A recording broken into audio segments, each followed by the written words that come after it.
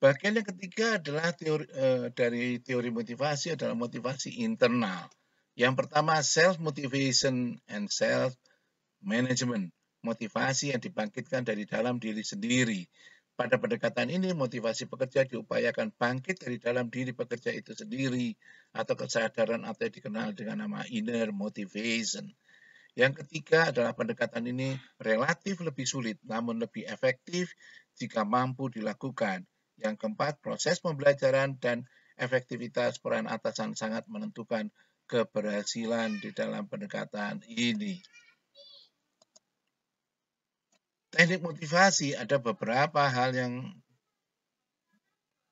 perlu diperhatikan. Yang pertama adalah job enlargement, yang kedua job enrichment, yang ketiga job rotation, yang keempat job engineering, yang kelima adalah goal setting, yang keenam adalah social technical approach.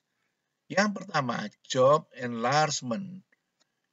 Pendekatan ini berangkat dari asumsi bahwa waktu siklus yang singkat dan pekerjaan yang monoton akan membuat pekerja cepat merasa bosan yang akan berakibat pada rendahnya produktivitas, yaitu output dibagi input.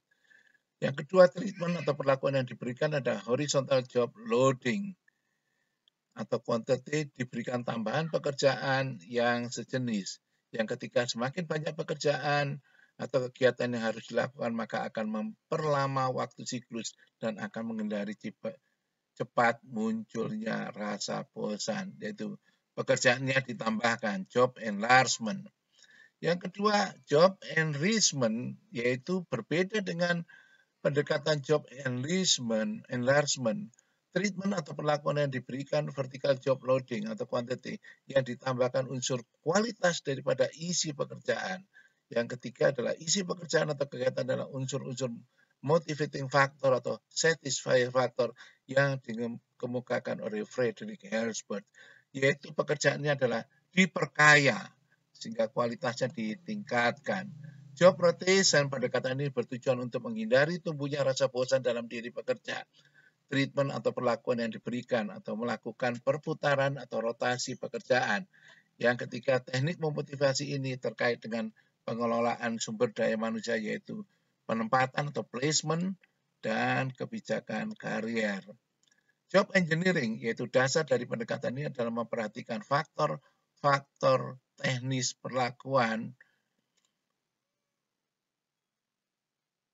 faktor-faktor teknis pelaksanaan pekerjaan. Yang kedua termasuk di sini adalah memperhatikan pertama adalah teknik tata cara atau metode kerja, yang kedua desain peralatan kerja, dan yang ketiga kondisi fisik lingkungan kerja.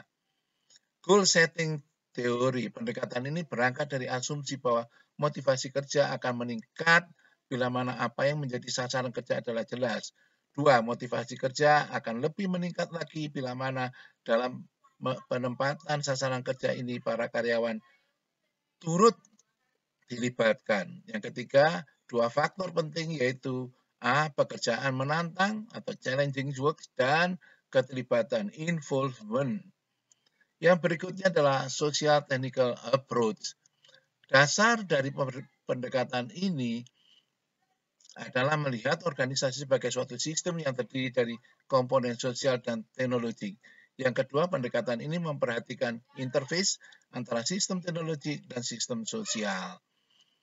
Faktor penentu keberhasilan motivasi yang pertama adalah efektivitas teknik yang digunakan. Yang kedua, karakteristik bawahan atau subordinat. Yang ketiga, situasional. Yang keempat, atribut manajer terdiri dari A. Positional power, posisi kekuasaan. Yang B. Personal power, yaitu kekuasaan individu.